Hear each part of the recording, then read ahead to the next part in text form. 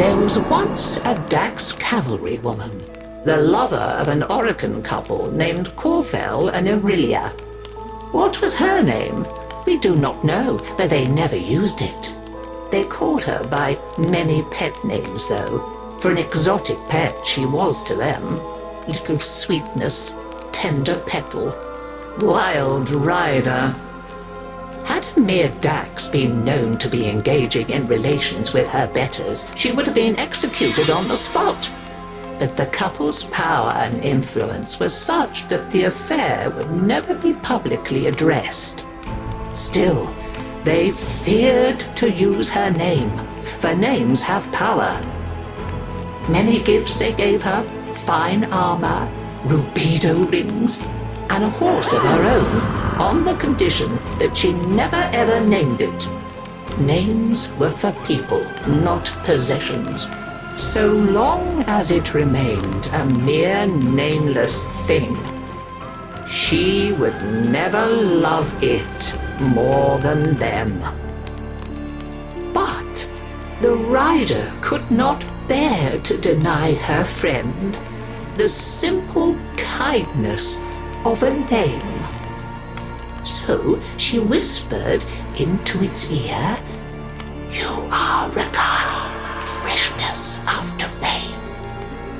And just as the couple had feared, she came to love the horse dearly. This was intolerable to them.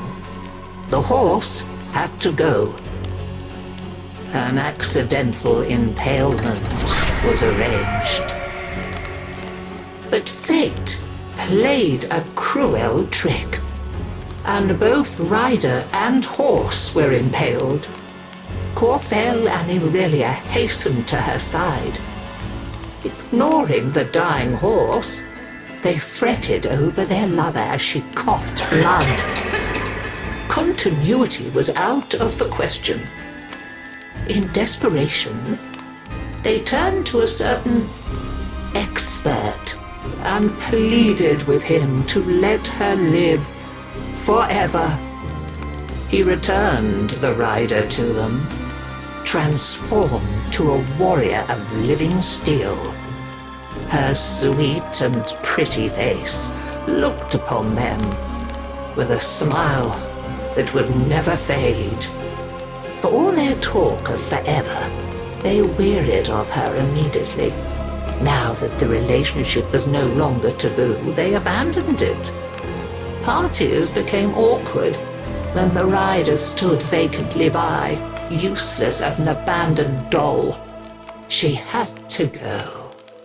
They agreed. So, arrangements were made with a master of industry, and the rider, all unknowing, accompanied the couple to a facility. She lay down obediently when instructed, showed no emotion when the restraints clamped her limbs, and made not a sound when the full force of the dissolution beam blazed through her head and out of the back of her steel skull.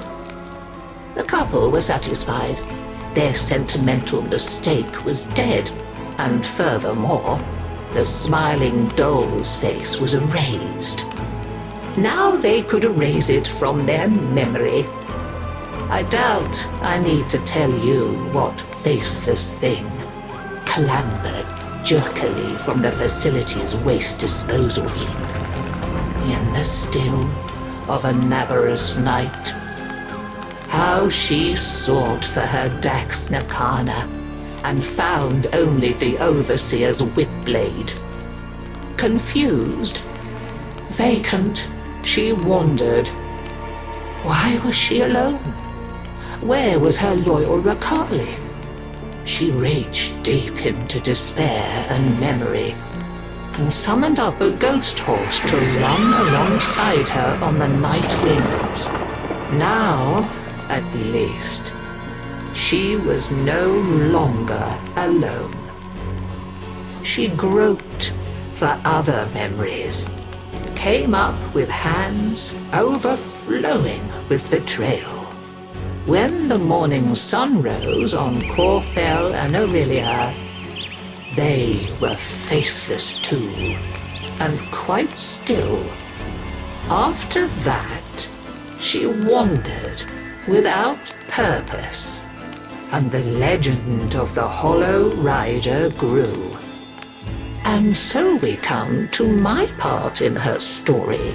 You must understand, dear, that it is terribly bad luck to be out on Navarus with no gift to give a reveler. And yet, that was my plight as I stood, my old bones aching, before the dreadful figure on the road many years ago. "I have no face," the figure before me seemed to say, in a whispering voice that spoke in my mind. "I have no name, only a need, and you come before me empty-handed this Navarus night." "I do have one thing to give, if it please you," I said to her. "My name. When you ride away, you shall be Dagath, and I shall be only grandmother. And that is the story of how I lost my name and kept my head. Though many others have since lost theirs. For with her name came a new purpose.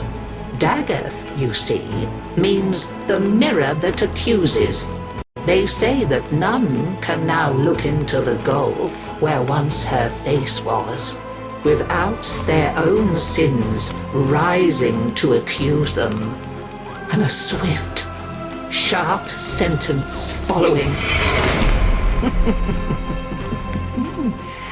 A happy Navarus to